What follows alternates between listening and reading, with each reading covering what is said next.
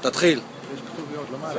זה המקום שסבתא שלי גרה, זה צוואה שלי לילדים שלי, אני אוביל אתכם, אני אראה לכם את המקום, מקווה שאחרי שאני אמות הם יפקדו אותו גם כן.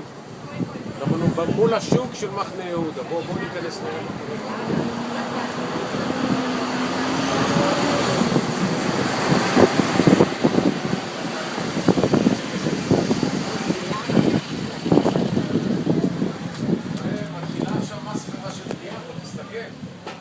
פעם ראשונה ב50 שנה האחרונות שאני רואה שבונים פה, 60 שנה האחרונות.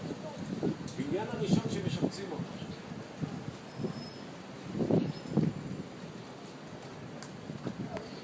זאת הגינה שהייתי בא לסבתא שלי, אמא שלי הייתה שולחת אותי פה עם האחים שלי, להיות פה שלא נפריע לה, שתוכל להיות עם אמא שלה, בתוך הגינה הזאת. המקום הזה נקרא אוהל משה.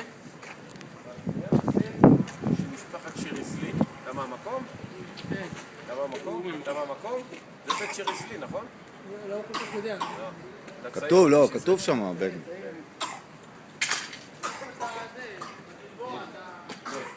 כאן, זו הייתה הדירה של סבתא שלי, פה. זה חדר ושירותים מחוץ למקום, מפה היו נכנסים. הנה, סגרו את המעבר פה שמאלה, יש רק את המשפחה לבית שריסלי, לעלות למעלה. אתה יודע ששריסלי גם מקושרים אליי באיזושהי צורה. כן, להורים שלך? זאתי הדודה הזאת של לאה שאמרתי לך, היא הייתה נשואה לשריסלי, אני חושב. אחד ממשפחת שריסלי. כן. כי השם משפחה שלה התחלף מאלקלעי שכחתי.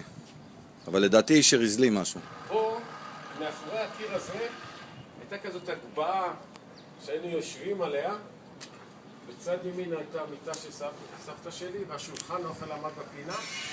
והיה פה, לרי, היה פה מקרר עם קרח. אתה מכיר את זה?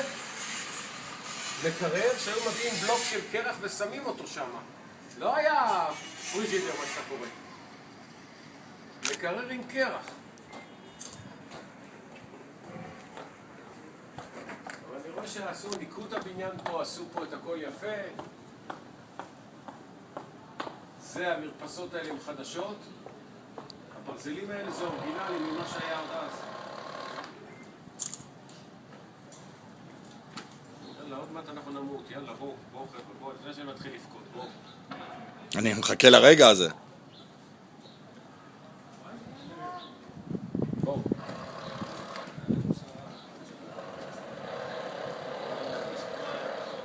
Anyone staff can get to take care of?